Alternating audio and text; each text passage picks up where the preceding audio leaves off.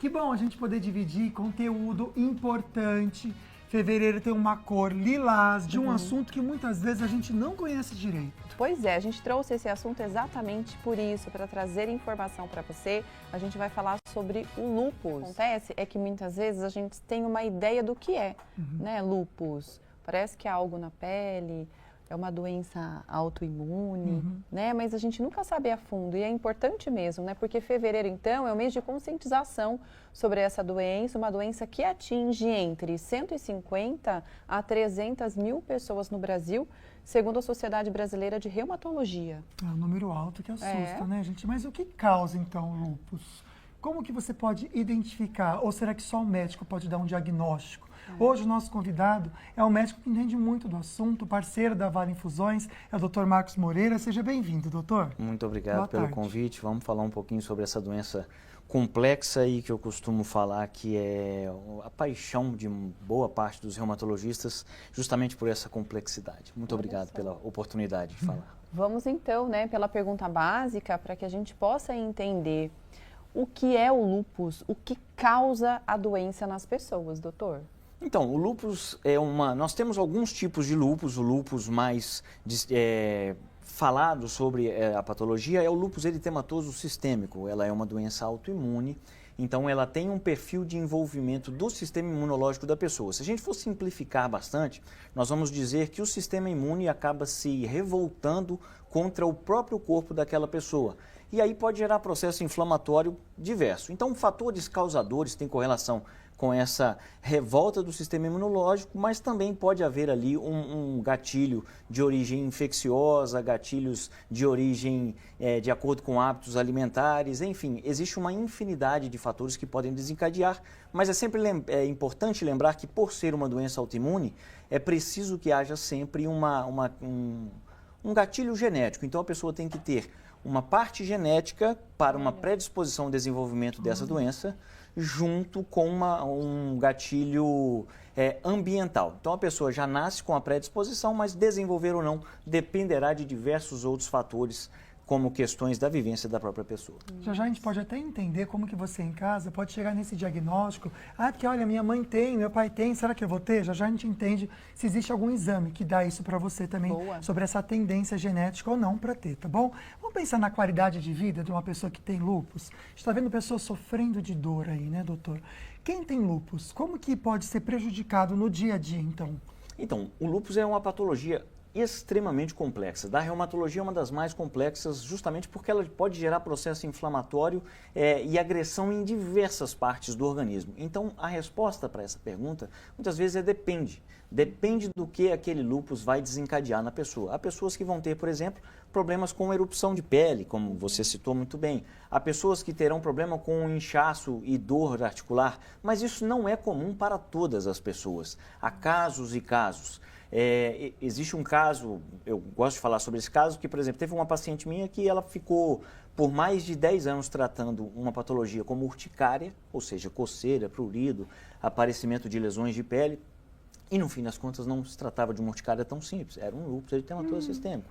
Então, cada caso, um caso, né? Pode haver acometimento articular, pode haver prejuízo na parte estética, incomodando a pessoa, mas é uma questão variável. Muitas das vezes pode haver queda de cabelo, mas o que é mais citado, principalmente dor articular. Olha só, então a gente já está entendendo que o lúpus é uma doença que ela não tem sintomas específicos para todos os pacientes, né? Ou seja, doutor, quais são os desafios, né, ou os principais desafios do diagnóstico correto para essa doença, que é uma doença autoimune? Então, como ter a certeza de que não, realmente o diagnóstico é lúpus? Isso é uma questão muito importante, porque a gente vive hoje numa sociedade que prova de informação de maneira muito facilitada, os conteúdos chegam de maneira muito rápida e muito fácil, e muitas vezes as pessoas acabam lendo algum texto, alguma coisinha ali, e acabam acreditando de maneira errônea que tem uma patologia, né?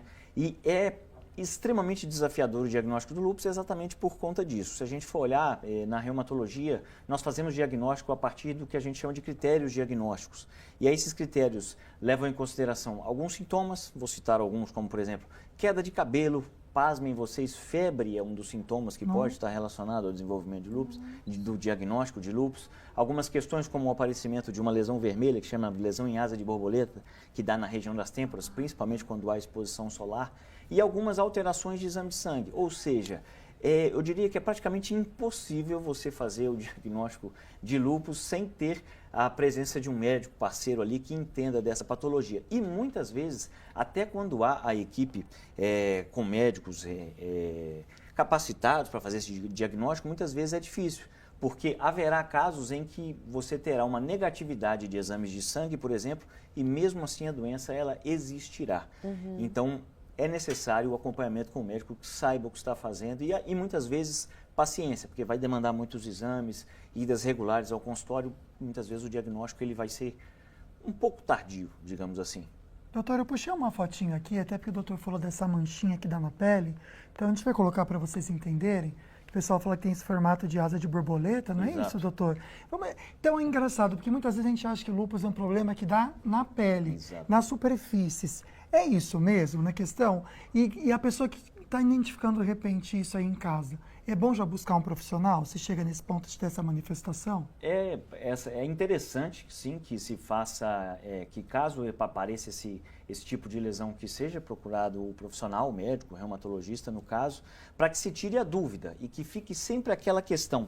Não é porque tem a lesão em asa de borboleta, não é porque está vermelhinho essa região, porque que você tem lúpus. Não é 8 e 80, não é definitivo, não é um critério definidor. Mas é importante, principalmente após exposição solar, né? Então a pessoa vai lá na praia, se expõe algum dia ou outro nesse calorão que a gente está aí ao sol e geralmente ela pode manifestar lesão de pele, inclusive, e não apenas, né?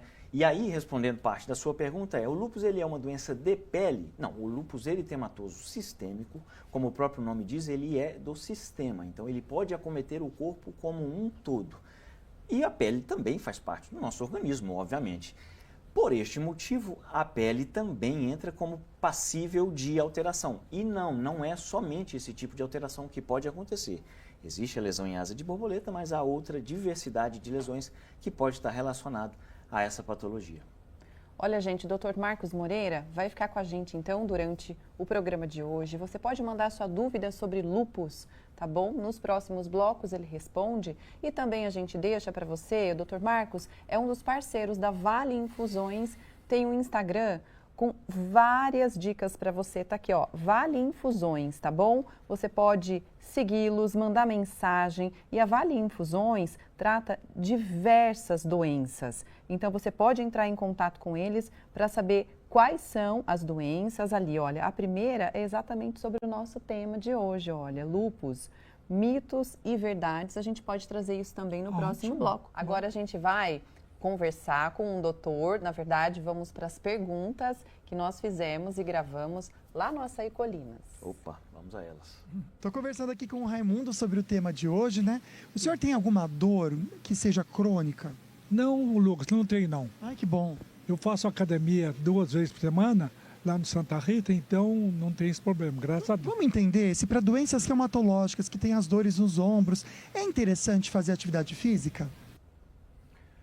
Olha, esse moço, ele salvou boa parte das consultas que eu faço, porque um dos grandes desafios no consultório da Reumata é exatamente você convencer as pessoas a fazerem atividade física, né? Porque, na verdade, existe a dúvida se pode ou não pode fazer a atividade física em tendo doenças reumáticas e, na maioria das vezes, a atividade física ela serve também como um tratamento, né? Muitas vezes a pessoa, com o passar do tempo, com o perfil de idade, até por conta das doenças reumáticas em si, acaba havendo uma redução de massa muscular e a atividade física, principalmente aquela com ganho de tônus, costuma ser muito importante.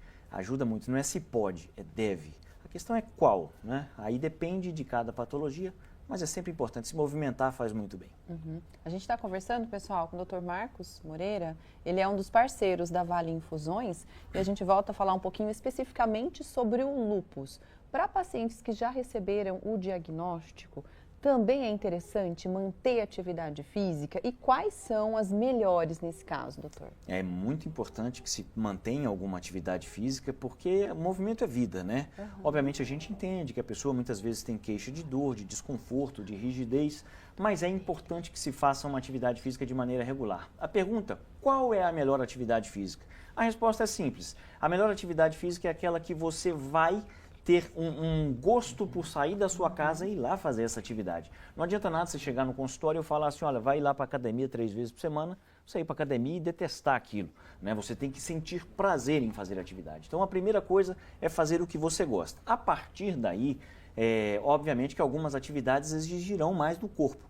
E aí, uma atividade física como musculação, por exemplo, servirá como um plus a mais para que a pessoa consiga fazer com melhor qualidade aquela atividade que ela gosta. Ou seja, gosto de dançar zumba, vai dançar zumba. Gosto de escalar a parede, vai escalar a parede, não tem problema. Desde que você faça alguma coisa e, obviamente, prepare o seu corpo para aquilo. É muito legal que a gente tem falado muito sobre a musculação aqui no programa e como os médicos vêm colocando a musculação como uma excelente opção, ainda mais na terceira idade. Então, fica essa dica para você.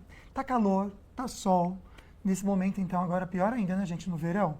Qual que é a questão dos lúpus com o sol? Porque a gente conhece pessoas, né, amiga, que nem tomam sol porque tem um diagnóstico de lúpus. E realmente, como é que fica a questão da vitamina D para essa pessoa? Existe uma correlação direta entre a exposição ao sol e a atividade do lúpus, podendo desencadear não somente os sintomas de pele, como a asa de borboleta que a gente mostrou no bloco anterior, mas também como uma ativação do lúpus de maneira geral, sistêmica. Então, a exposição ao sol ela é problemática. Só que aí vem outros problemas, como, por exemplo, essa deficiência de vitamina. Obviamente, nesses casos, existe a necessidade de que se faça uma suplementação por medicação mesmo, seja ela injetável, seja ela comprimido, filme orodispersível, enfim. Mas para se saber se há ou não uma deficiência ou insuficiência de vitamina D, precisa da coleta de exames, né? Então precisa sempre de um profissional que seja capacitado para coletar os exames e para poder avaliar a necessidade real ou não. Porque lembramos que vitamina é muito bom, é muito bacana, é muito legal, mas tudo em excesso não é bom, né? Então isso serve para tudo na vida, inclusive para essa parte de vitaminas também. Agora, falam que, por exemplo, a questão da rotina da pessoa, né? Se ela tem uma rotina extremamente estressante ou se ela passa por eventos estressantes e que ela sente, né, aquela carga, isso também pode piorar o lúpus. É verdade? É verdade. Na verdade, o lúpus e as doenças autoimunes, de maneira geral, elas podem oscilar em períodos em que você vai ter uma atividade de doença maior e momentos em que você vai ter uma atividade de doença mais calminha. E o que vai desencadear esse período de atividade de doença maior é uma infinidade de fatores e muitas vezes tem correlação com o estado emocional. O estresse, a ansiedade, depressão, às vezes uma não aceitação daquele diagnóstico, às vezes a família que não aceita tão bem que aquela pessoa é uma pessoa com patologia, acaba chamando aquilo de frescura, fala, fulano é fresco, né? Isso são situações que acabam gerando aquela tristeza e pode-se ter um gatilho para a atividade de doença. Mas lembro sempre que é uma doença multifatorial, ou seja, a ansiedade pode ativar? Pode. Alterações de alimentação podem ativar? Claro que podem, exposição ao sol e por aí vai. Cada caso um caso. Então há pessoas que terão ativação com fatores mais diversos possíveis. O estresse é um dos mais importantes. Perfeito, doutor. Doutor Marcos Moreira é parceiro da Vale Infusões, que traz esse alerta hoje para a gente aqui no programa, que é Fevereiro Lilás, que é o mês de conscientização, e é isso que a gente quer fazer com esse programa de hoje. Para você conhecer mais a Vale Infusões, que tem também tratamento para lúpus e outras doenças, que no próximo bloco a gente comenta com vocês, como que é o tratamento, né? Afinal, a gente está falando da doença, mas como que faz um controle, existe cura ou não, o doutor já traz para a gente. Então, eu vou colocar aqui na tela, no Instagram que você procurar, tem todos os contatos, @valeinfusões. Pode então seguir também para você se manter bem informado. E tem um post aqui, ó, para vocês preparados sobre o lúpus, mitos e verdades. E a gente entra isso também daqui a pouquinho. Gente, estamos conversando aqui no estúdio sobre o mês de conscientização da doença de lúpus. Agora a gente aproveita para dar uma olhadinha na enquete de hoje. E a pergunta é a seguinte, olha, você sabe o que é o lúpus? Hashtag sim ou não. Na tela, por favor, o resultado, para a gente saber um pouquinho. A maioria dizendo que não, né? um pouco mais do que o sim. A gente traz esse assunto aqui, inclusive, daqui a pouquinho, para falar sobre tratamentos para o lúpus, né, amigo?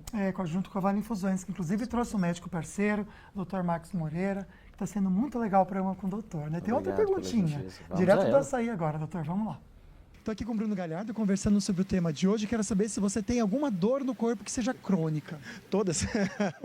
Alguém tem que avisar a coluna da gente que a gente não tem 80 anos, né? Mas assim, eu tenho muito problema no pescoço, na região da cervical. Pela minha posição de trabalho, então, sou cabeleireiro, eu acabo trabalhando muito com a cabeça baixada. E celular, né? E celular hoje é um problema porque a gente o tempo todo está com a cabeça baixada. Então, tenho uma compressão na cervical, preciso fazer trabalhos de manipulação, fisioterapia, fortalecimento. Então, faço academia praticamente todos os dias, mas isso infelizmente está cada dia mais comum, né, Lu? Infelizmente mesmo. Pensando agora nas doenças ligadas à reumatologia com dores crônicas, alguma delas podem ser causadas também por má postura, como o Bruno comentou aqui, até mesmo por causa do trabalho? Bom, isso é uma pergunta bem importante. Primeiro, o rapaz aí, ele já falou sobre bastante coisa que a gente vê no consultório, o Bruno, né? Que é sobre questão de postura, questão de compressões cervicais, alterações principalmente de um problema chamado risartrose, que dá nessa região da mão, está muito relacionado ao uso de celular, e essa geração agora que já nasceu com o celular na mão tem uma tendência muito maior de desenvolver esse tipo de patologia. O reumatismo, se a gente for usar o termo mesmo, esse termo reumatismo, ele equivale a mais ou menos 120 doenças. Não é uma doença só, né? E dessas patologias, a gente tem uma diversidade de patologias, em sua maioria de origem autoimune, como o lúpus eritematoso sistêmico, e numa menor monta, embora existentes também, nós temos as alterações relacionadas a perfil mais mecânico, que aí entra a questão postural, questão de sobrepeso, com artrose de joelhos, por exemplo, a questão de síndrome de retificação da coluna cervical, que é um nome grande, mas é exatamente o que esse rapaz deve ter, provavelmente, porque a coluna retifica por conta de uma postura equivocada. Enfim, a postura também pode ter correlação com dor crônica, com alguns tipos de reumatismo, mas fica a dica aí que reumatismo não é uma doença só, é um universo bem grande. Doutor, para as pessoas, né, que estão se identificando com alguns sintomas, acendeu aí um sinal de alerta, né? Qual é o profissional que ela deve procurar para, de fato, ter um exame bem sucinto mesmo, bem profundo, na verdade, para saber se é lúpus ou não? Então, o especialista recomendado é o reumatologista, né? O médico especialista em reumatologia. Embora, como a gente já falou aqui, a doença lúpus, ela é uma patologia muito difusa de possibilidades sintomáticas. Então, a minha recomendação, ela sempre é que a pessoa, em fazendo investigações para qualquer sintoma que tenha, fazendo tratamentos e que não tenha visto um resultado, talvez o reumatologista seja um bom médico para avaliação, porque a reumatologia ela é composta por aproximadamente, talvez uns 95% de clínica médica. Então, o médico reumatologista ele é preparado para fazer uma avaliação mais global do paciente. E numa situação em que há tantos sintomas possíveis, você pegar sintomas que às vezes podem parecer não fazer tanto sentido assim e reunir para poder ver se é lúpus ou se é alguma outra patologia, é uma questão muito importante. Por isso, o reumatologista, o médico especialista em reumatologia, é o médico mais indicado nesse caso. Legal, doutora. A gente vai trazer para você novamente aqui o Instagram da Vale Infusões, porque agora a gente começa a falar de tratamento. Porque existem tratamentos, e o doutor vai explicar para a gente aqui, e no Instagram aqui da Vale Infusões, você pode encontrar mais informações sobre esses tratamentos, tá bom? @Vale Infusões. Doutor, o que hoje a gente tem de mais moderno junto à Vale Infusões, pensando nesse tratamento? Primeiro, o lúpus tem cura? Bom, até a presente data, hoje nós estamos em 2025, ainda não, embora o futuro pareça promissor pelas novas medicações que estão sendo estudadas, os novos métodos de tratamento em que está surgindo uma possibilidade de cura. Neste momento não é possível a gente falar disso, a gente fala de uma palavra diferente chamada remissão, que é muito parecido, a pessoa fica sem atividade de doença, muitas vezes sem precisar tomar medicação. A diferença entre cura e remissão é que curou, acabou. Remissão, a pessoa fica muito bem, obrigado, mas em algum momento aquela doença pode voltar a ter atividade, tá? Falando de tratamento, nós podemos utilizar medicações por via oral, que envolve muitas vezes o uso de corticoides e moduladores do nosso sistema imune, posto que o lúpus é uma doença autoimune. E quando não há resolutividade com isso, a gente pode partir para algumas medicações de caráter injetável, na maioria das vezes endovenoso. Não vou dizer nomes para não fomentar, né, pesquisas e tudo mais, as pessoas achando que tem que tomar, mas é importante saber que sim, tem tratamento e que o diagnóstico do lúpus, por si só, ele não é uma sentença de morte. Né? Já foi muito problemático em outros tempos, momentos em que você fazia esse diagnóstico e praticamente você estava dando uma sentença de morte para a pessoa. Hoje em dia não é mais assim. Obviamente exige o tratamento com comprimidos, medicações injetáveis e, obviamente, adequações, né, no dia a dia, como, por exemplo, a diminuição da exposição solar.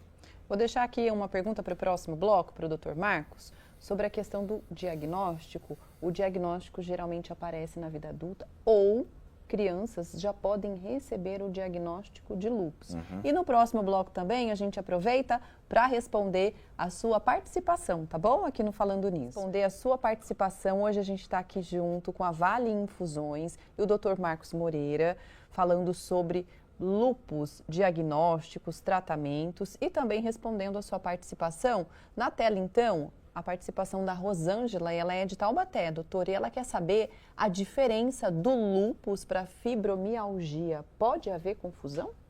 Pode sim. Primeiramente, obrigado, Rosângela, pela pergunta. Se a gente for resumir muito, a gente vai dizer que na fibromialgia você não encontra processo inflamatório e no lúpus haverá. Mas é importante dizer também que pode haver sobreposição dessas duas patologias. Então, o paciente com lúpus não necessariamente ele não vai ter fibromialgia. As coisas podem acontecer em confluência, o que torna o resultado do tratamento um pouco mais complexo, porque muitas vezes a pessoa melhora da síndrome inflamatória, mas a síndrome de hipersensibilidade à dor, que é a fibromialgia, ela pode permanecer se ela não for bem tratada. E aí a pessoa pode ter dor mesmo não estando em atividade do lúpus. Excelente. Olha, a Helena mandou para a gente perguntinha também muito interessante. Vamos reforçar a questão do diagnóstico? Boa tarde para você, amiga. Como saber se estamos com essa doença? Doutor, existe um exame, é algo clínico, como que chega nesse diagnóstico? Vamos reforçar. Certo, existe um exame que ele tem uma especificidade maior, ou seja, quando você coleta existe uma chance maior de ser feito, mas é um exame bem específico da reumatologia. Antigamente dizia-se muito de um exame chamado FAM, mas o FAM não é um exame que tem uma capacidade boa para detecção. Enfim, a dica que fica é, em havendo sintomas que não apresentam resolutividade sobre o uso de múltiplos tratamentos, lembro dos clássicos, principalmente a lesão em asa de borboleta, cometendo principalmente essa região aqui, o ideal é que você procure um médico reumatologista, porque vai ser quem vai fazer o diagnóstico. E repito, muitas vezes não é fácil de fazer, porque os exames podem dar negativo e mesmo assim a doença existir. Não é tão simples. Pode procurar a Vale Infusões. Tá bom? Lá eles vão indicar para você um tratamento correto, um profissional correto, para poder fazer esse diagnóstico, tá bom? A próxima pergunta agora é da Isa. E é assim, doutor, lúpus é a mesma coisa que artrite reumatoide? Na verdade, não. Elas pertencem a uma classe parecida de doenças, que são os reumatismos, as doenças autoimunes da reumatologia, né? E pode haver uma artrite reumatoide secundária ao lúpus. Uma pergunta importante, inclusive porque a doença, o lúpus, ela pode ser uma doença meio que central. Você pode ter o lúpus eritematoso sistêmico como uma doença central e ela acabar desenvolvendo outras síndromes que a gente vai chamar de secundárias. Então, não é a mesma coisa, embora você possa ter manifestações muito similares. As doenças, elas podem coexistir, exatamente. Olha só, a Vale Infusões tem um site também que é bem bacana, não só para você conhecer um pouquinho mais do trabalho deles, mas tem muita informação para você, tá bom? É valeinfusões.com.br. Aqui mesmo nessa tarja verde, você vai entrar aqui, consegue falar diretamente com eles pelo WhatsApp, para entender se atende o seu convênio, como que funciona para marcar consulta, tá bom? É só você entrar aqui, tá bom? valeinfusões.com.br. A Stenda mandou para a gente aqui uma perguntinha com depoimento, na verdade. Ela fala que em 2002 ela teve asas no nariz, ferida médica, fez biópsia, deu lúpus, mas depois sarou e não voltou mais. Será que ainda pode se manifestar, doutor? Bom, primeiramente, para a Sandra, as minhas estimas de que continue assim, sem a manifestação, né? E aí a gente tem que falar que se foi feito o diagnóstico do lúpus, mais uma vez, nós estamos em 2025, ainda não existe cura para essa doença. Existe a remissão, que é parecida, a pessoa fica sem atividade de doença, mas depois de um tempo isso pode voltar, também não significa que acontecerá. Então, sim, a doença ela pode se manifestar novamente. O que eu posso fazer para evitar esse tipo de coisa de acontecer? Aí manter hábitos de vida saudáveis, atividade física, manter uma saúde mental equilibrada e por aí vai. Doutora, a gente agradece, viu, a sua participação. Vamos falar mais vezes, né, sobre isso, que é importante a gente dar um diagnóstico correto e também opções seguras para você tratar o lúpus. A gente agradece mais uma vez, doutor Marcos Moreira. Obrigado a vocês pela oportunidade de estar aqui. Só uma mensagem, a gente falou sobre sucesso no início do programa e sobre questões relacionadas à saúde mental. Então, o sucesso do tratamento do lúpus depende muito de medicações e dos hábitos do paciente. E o lúpus ele também pode ser um fator desencadeador de síndromes como depressão, por exemplo. Né? Então, até isso, em não havendo resposta, às vezes é importante que se faça o acompanhamento. Muito obrigado. E espero ser chamado mais vezes para distribuir. Com certeza, doutor, foi muito bacana. A gente quer agradecer aqui também a Vale Infusões. E inclusive o Instagram deles é Vale Infusões para você seguir, porque através deles a gente trouxe esse assunto que é de tão importância, né, gente?